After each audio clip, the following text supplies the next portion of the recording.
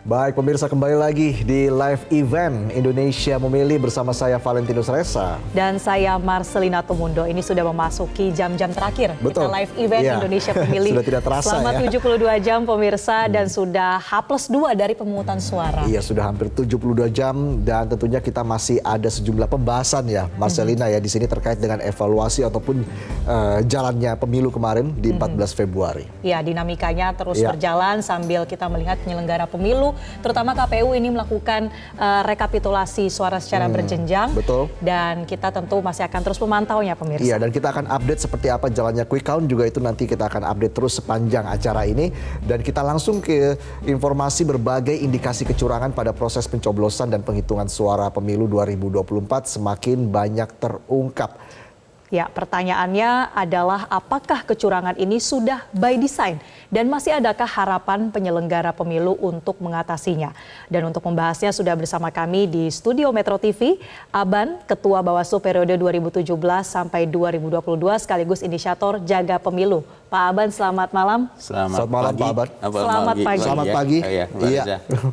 Baik, dan saat itu juga ada Ilham Saputra, Ketua KPU RI periode 2021-2022. Selamat malam jelang pagi, Pak Ilham. Selamat pagi. Selamat pagi. Pak Ilham. Semangat. Tetap semangat, kita mengawal proses demokrasi kita sampai dengan saat ini. Betul. Dan saya langsung ke Pak Aban ini ya. Pak Aban, dari Anda sendiri bagaimana Pak Aban melihat jalannya pemilu kemarin? Kalau hari pemungutan saya kira lancar ya. Cuma kan bahwa yang dilihat oleh sebagian publik dan saya sendiri melihat memang perjalanan pemilu ini memang diwarnai berbagai hal yang menurut saya ada beberapa kontroversi lah itu kan. Dan jadi proses kemudian ada berbagai dugaan-dugaan abuse of power, kemudian ada dugaan-dugaan kecurangan, kecurangan dan sebagainya ya. Tetapi karena ini sudah sudah terjadi pemungutan suara, maka tentu mekanisme yang bisa dilakukan oleh pihak-pihak yang tidak puas terhadap hasil ini adalah saya kira mekanisme hukum. Dan mekanisme ada dua hal yang bisa dilakukan ya, bisa melalui Bawaslu ya, kemudian bisa nanti pada akhirnya juga melalui Mahkamah Konstitusi. Karena Bawaslu ini juga mempunyai kewenangan untuk menyelesaikan sengketa sengketa proses ataupun penanganan pelanggaran administratif ya. Dan Bawaslu punya kewenangan itu untuk memeriksa apakah misalnya ya, seandainya ada misalnya kecurangan dalam penghitungan misalnya. Betul nggak bisa dibuktikan nggak ada kecurangan dan sebagainya.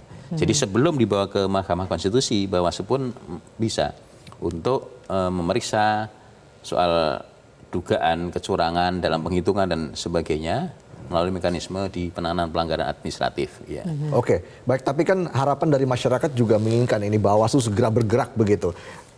Sebenarnya setelah ada temuan, bahkan ada 19 temuan begitu yang dilaporkan oleh Bawaslu. Artinya ini tindak lanjutnya seperti apa, Pak Aban? Mestinya Bawaslu memang bekerjanya Bawaslu tidak hanya sekedar menunggu laporan dari masyarakat ya. Tetapi seandainya dari hasil pengawasan ya ditemukan adanya dugaan pelanggaran, maka Bawaslu bisa untuk menindaklanjuti lebih lanjut. Apakah kalau ada dugaan pidananya ke Gakumdu, kalau kemudian hanya pelanggaran administratif ya kewenangan Bawaslu sendiri untuk menyelesaikan tadi dengan proses adjudikasi dan memberikan putusan ataupun rekomendasi kalau ada terhadap kesalahan-kesalahan penghitungan ya. Itu. Tapi Anda sendiri melihat ini sudah sangat masif jika dibandingkan dengan pemilu sebelumnya? Saya kira harus melihat dari nanti bukti-buktinya ya. Kalau kan masif itu kriteria masif di Bawaslu ini kalau persebarannya ada 50% di wilayah daerah pemilihan itu. Jadi kalau misalnya mau sampelnya aja misalnya simpelnya bahwa misalnya di Indonesia itu ada 38 provinsi sekarang ya kan. Apakah bisa dibuktikan tidak bahwa ada separuh lebih ya yang terjadi pelanggaran-pelanggaran masif itu di tingkat provinsi. Oke. Ya, kemudian nanti provinsi juga kabupaten kota dan sebagainya.